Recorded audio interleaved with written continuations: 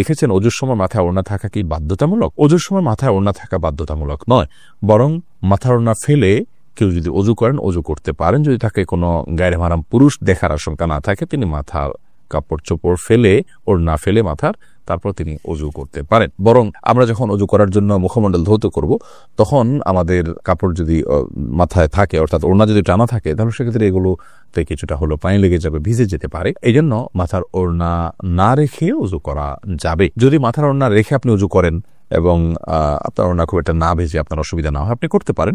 মাসা করার ক্ষেত্রে আপনাকে মাথার কাপড়ের নিচ দিয়ে মাসা করতে হবে, কারণ মাথার ওড়নার উপর দিয়ে মাসা করলে সে মাসা বিশুদ্ধ হবে না। এটাই হলো জমহুর এবং বেশিরভাগ উলামা ইকরাম ফুকাহা ইকরামের মত। খোলাসা কথা হলো যে মাথায় ওড়না থাকা এটা বাধ্যতামূলক নয়, বরং মাথায় ওড়না না রেখে ওযু করা যাবে। আর যদি ওড়না রেখে ওযু করতে পারেন আপনি, তবে মাসা করতে হলে অবশ্যই ওড়না নিচ দিয়ে আপনাকে করতে হবে। এবার আশিক রহমান আপনি লিখেছেন, মৃত ব্যক্তির লাশ, বিশেষ করে মহিলার লাশকে ভিডিও কনফারেন্সের মাধ্যমে দূর দূরান্তের আত্মীয় স্বজনকে দেখানো যাবে? মৃত ব্যক্তির লাশ যদি নিজের কোনো আত্মীয় স্বজনকে দেখান দূরের, আর মৃত ব্যক্তি মহিলা হয়, যাকে দেখাচ্ছেন তিনি যদি তার মাহারাম হয়, তাহলে দেখালে গুনাহ হবে না। তবে সেটাকে ভিডিও করে রাখা, ছবি তুলে রাখা অবশ্যই অনুচিত কাজ, কারণ মৃত্যুর পর মানুষের আকৃতিতে অনেক সময় পরিবর্তন হয়, কিছুটা বিকৃতি ঘটে থাকে।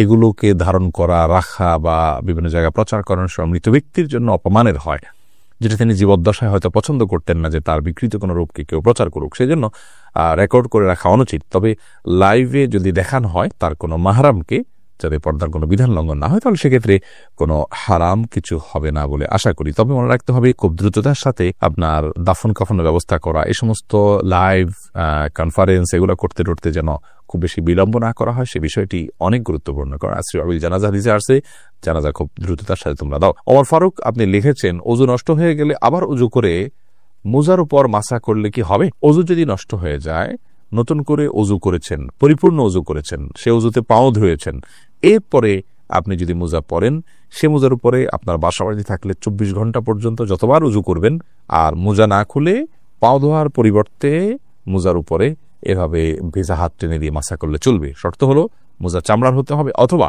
এমন কাপড়ের মোজা হতে হবে যেটা অত্যন্ত শক্ত, অত্যন্ত মজবুত।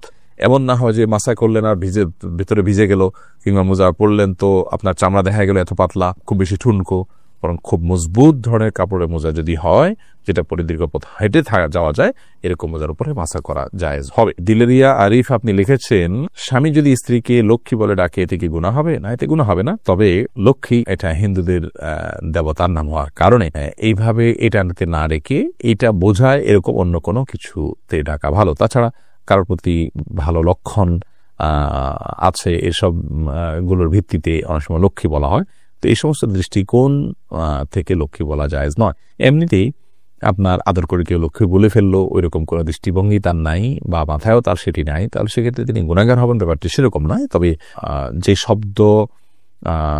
শব্দের ব্যবহার ভিন্নধর্মী মানুষরা বিভিন্ন বিশ্বাস থেকে করে থাকে, সেটার বিকল্প শব্দ থাকলে আমরা সেটি ব্যবহার করা অবশ্যই ভালো। আরফাতুন নাহার মুন্নি আপনি লিখেছেন, বংশের কেউ যদি সুসাইড করে মারা যায়, তার জন্য পরিবারের এবং বংশের অনেকে জাহান্নামে যাবে, কথাটা কি সত্য? আর যারা সুসাইড করবে তারা কি কখনো জান্নাতে যেতে